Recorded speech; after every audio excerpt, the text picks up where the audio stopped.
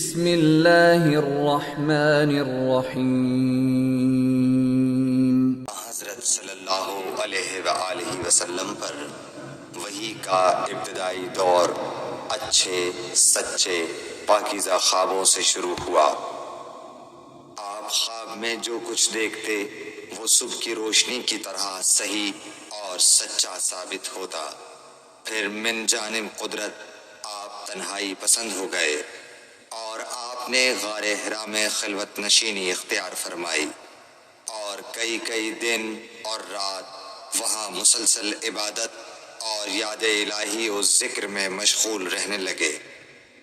جب تک گھر آنے کو دل نہ چاہتا توشہ ہمراہ لیے ہوئے وہاں رہتے۔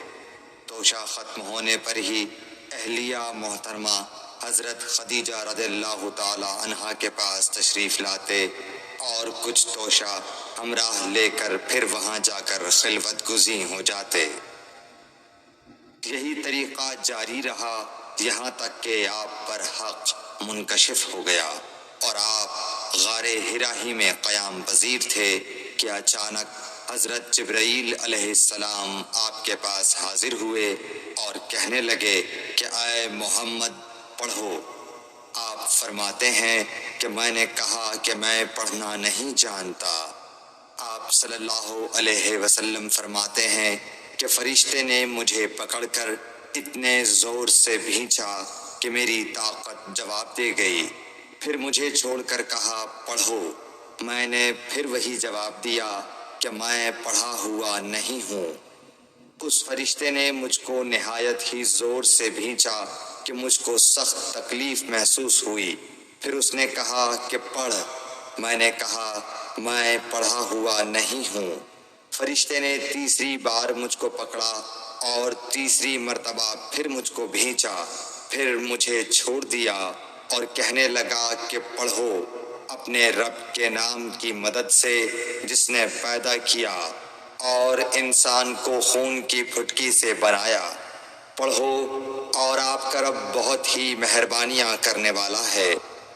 بس یہی آیتیں آپ حضرت جبرائیل علیہ السلام سے سن کر اس حال میں غار حرا سے واپس ہوئے کہ آپ کا دل اس انوکھے واقعے سے کانپ رہا تھا۔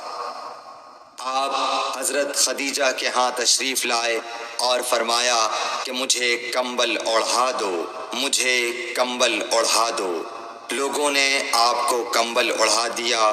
جب آپ کا ڈر جاتا رہا تو آپ نے اپنی زوجہ محترمہ حضرت خدیجہ رضی اللہ تعالی عنہا کو تفصیل کے ساتھ یہ واقعہ سنایا اور فرمانے لگے کہ مجھ کو اب اپنی جان کا خوف ہو گیا ہے۔ آپ کی اہلیہ محترمہ حضرت خدیجہ رضی اللہ تعالی عنہا نے آپ کی ڈھارس بندھائی اور کہا کہ آپ کا خیال صحیح نہیں ہے۔ اللہ کی قسم آپ کو اللہ کبھی رسوا نہیں کرے گا۔ آپ تو اخلاق فاضلہ کے مالک ہیں۔ آپ تو کنبہ پرور ہیں، بے کسوں کا بوجھ اپنے سر پر رکھتے ہیں، مفلسوں کے لیے آپ کماتے ہیں، مہمان نوازی میں آپ بے مثال ہیں اور مشکل وقت میں آپ امر حق کا ساتھ دیتے ہیں۔ ایسے اوصاف حسنہ والا انسان یوں بے وقت ذلت و خواری کی موت نہیں پا سکتا۔ پھر مزید تسلی کے لیے حضرت خدیجہ رضی اللہ تعالی عنہا آپ کو ورقہ بن نوفل کے پاس لے گئیں جو ان کے چچا زاد بھائی تھے اور زمانہ جاہلیت میں نصرانی مذہب اختیار کر چکے تھے اور عبرانی زبان کے کاتب تھے۔ چنانچہ انجیل کو بھی حسب منشائے خداوندی عبرانی زبان میں لکھا کرتے تھے۔ انجیل سریانی زبان میں نازل ہوئی تھی، پھر اس کا ترجمہ عبرانی زبان میں ہوا۔ ورقہ اسی کو لکھتے تھے۔ وہ بہت بوڑھے ہو گئے تھے، یہاں تک کہ ان کی بینائی بھی رخصت ہو چکی تھی۔ حضرت خدیجہ رضی اللہ تعالی عنہا نے ان کے سامنے آپ کے حالات بیان کیے اور کہا کہ اے چچا زاد بھائی، اپنے بھتیجے محمد صلی اللہ علیہ وسلم کی زبانی ذرا ان کی کیفیت سن لیجئے۔ وہ بولے کہ بھتیجے آپ نے جو کچھ دیکھا ہے اس کی تفصیل سناؤ۔ چنانچہ آپ صلی اللہ علیہ وآلہ وسلم نے از اول تا آخر پورا واقعہ سنایا، جسے سن کر ورقہ بے اختیار ہو کر بول اٹھے کہ یہ تو وہی ناموس معزز رازدان فرشتہ ہے جسے اللہ نے حضرت موسیٰ علیہ السلام پر وحی دے کر بھیجا تھا۔ کاش میں آپ کے اس عہد نبوت کے شروع ہونے پر جوان عمر ہوتا، کاش میں اس وقت تک زندہ رہتا جب کہ آپ کی قوم آپ کو اس شہر سے نکال دے گی۔